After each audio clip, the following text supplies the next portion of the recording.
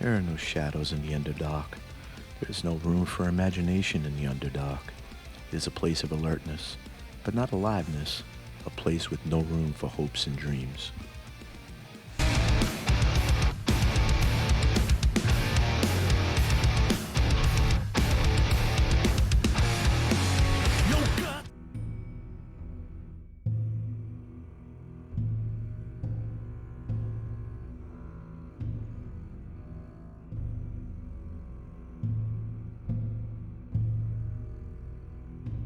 Subterranean Landscapes.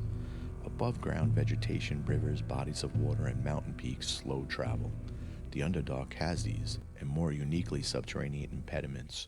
Passages twist and turn rarely in a constant direction or on a level floor.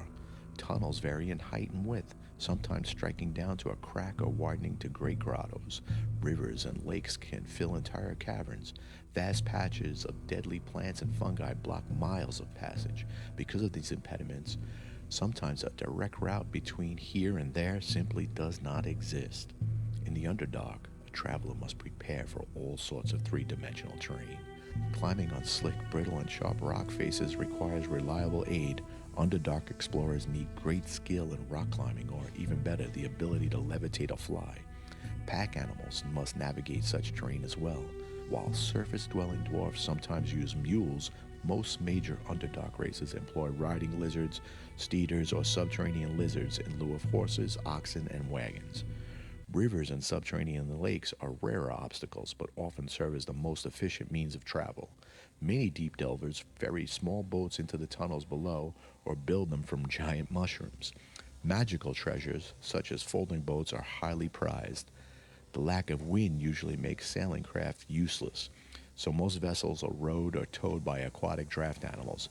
Often a cavern ceiling dips below the water's surface, requiring the explorer to creatively navigate the cold and dark waters. Necessities of Life. The Underdark is like a desert scattered with oases.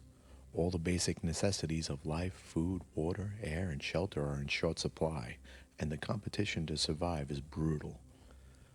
Most surface dwellers are accustomed to a diet of meat, cheese, fruits, vegetables, and grains. Subterranean fare is similar, but with important differences. Domesticated deep broth are common in the Underdark, as almost every part of these cattle is useful, in addition to the meat and milk they provide.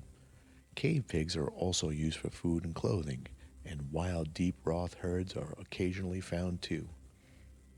Fungi, lichen, molds, and mosses replace most agriculture produce, and some are used to brew alcohol. For example, the stalk of ttrpg, an edible mushroom that tastes somewhat like bread, can be eaten after cleaning it, soaking it in water for an hour, and drying it by a fire.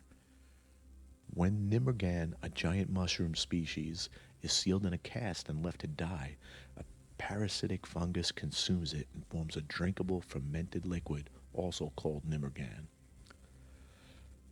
Nonetheless, surface dwellers are advised to bring their own provisions, for many fungi, lichens, molds, mosses are poisonous or capable of defending themselves.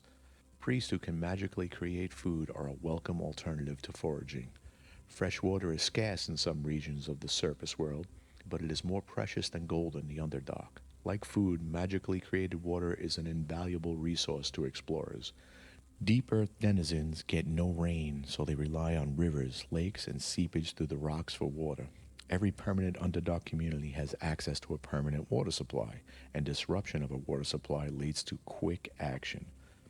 While most subterranean waterways are freshwater, saltwater sometimes breaches near or beneath seas. For this reason, few Underdark communities settle beneath seabeds. However, deep-sea creatures sometimes create unique ecosystems, such as in the fabled Sea Dark, a subterranean sea beneath the eastern Sea of Fallen Stars, and the Altumble Peninsula. Linked to the water above by three great trenches, the Sea Dark is home to aquatic beholderkin and the eel-like anguillians. Another hazard is the scarcity of breathable air. Most populated Underdark caverns are sufficiently ventilated, but not always by surface connection.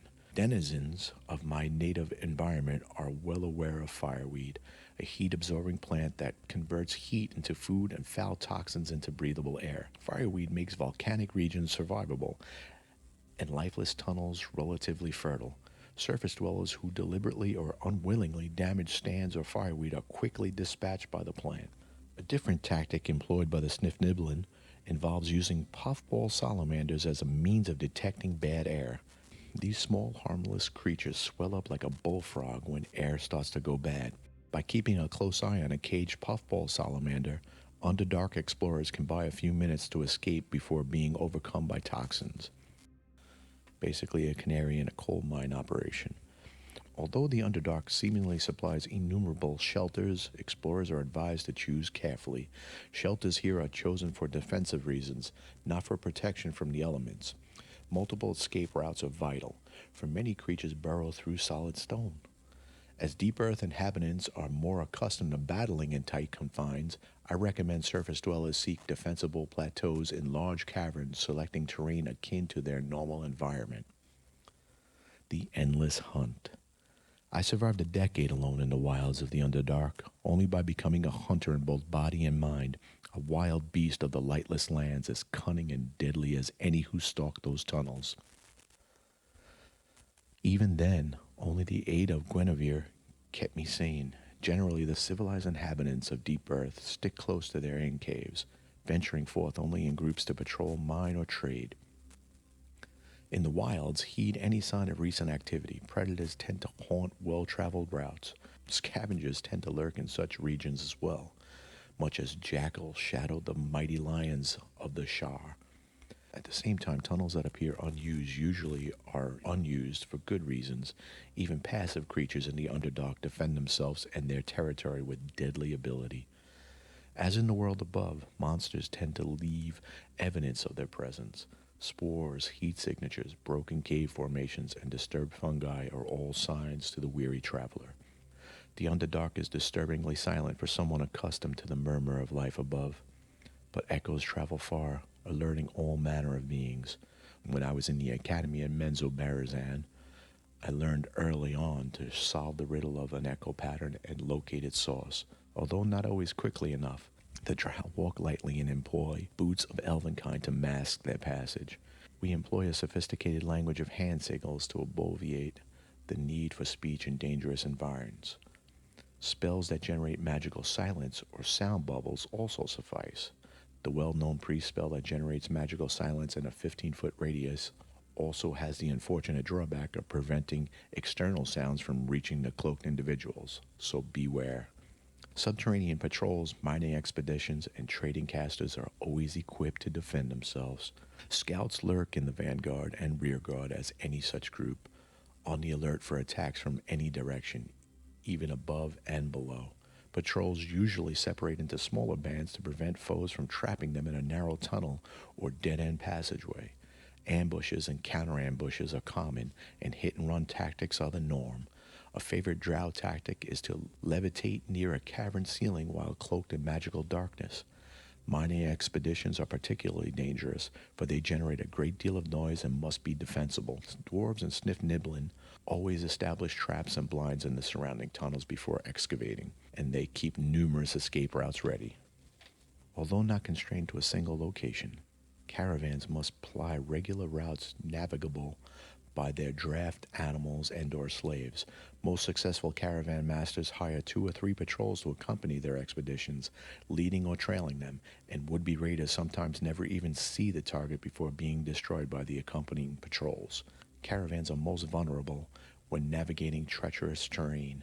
Smart cavern masters establish a range of defensible fortifications similar to those employed by miners before continuing their journey. All this preparation makes trade an expensive prospect in the Underdark. The realms below. Although conceivably one could pass within a few feet of a teeming Underdark enclave without knowing it, such an occurrence is rare. Like the cities above, subterranean settlements show signs of nearby population. Patrols, caravans, and mining operations are common, and few deep earth races allow interlopers to approach without challenge. Not every settlement welcomes members of other races, and those that do generally admit only those who arrive as slaves or merchants. As a Menzoberranzan noble, I was largely insulated from the ebb and flow of commerce, but a few hard truths became apparent after several decades of casual observance. Underdark merchants ensure their continual freedom and lives by taking many precautions. The most basic defense is to make it more costly to seize wares than to purchase them.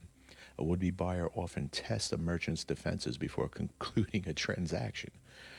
Merchants tend to ally into casters, fellowships, and companies to make such attacks more costly. Despite the dangers, trade is the lifeblood of many isolated Underdark enclaves, and merchants increase their security by establishing regular clients. Visitors must be well versed in the mores of the local culture, for offending a matron mother, for example, is a quick, messy way to end one's life. In general, explorers from the surface world are wise to confine themselves to the upper Underdark, where a reasonable amount of interaction with the world above still exists. The middle Underdark is the domain of the main Underdark races, but these mostly see beings from the surface as slaves. The lower Underdark remains largely unknown. Truly alien societies thrive there with cultures wholly incomprehensible to surface dwellers. I have spent little time there myself and would not recommend it to anyone else. Of course, I would not recommend you travel into the Underdark at all. And I'll see you real soon with some more monstery goodness. If you stuck around this long, I thank you. Please smack that subscribe and assault that like button. And we'll get back to you real soon with some more monstery goodness. Until then, stay frosty and aware, beautiful people. Thank you. Thank you very much.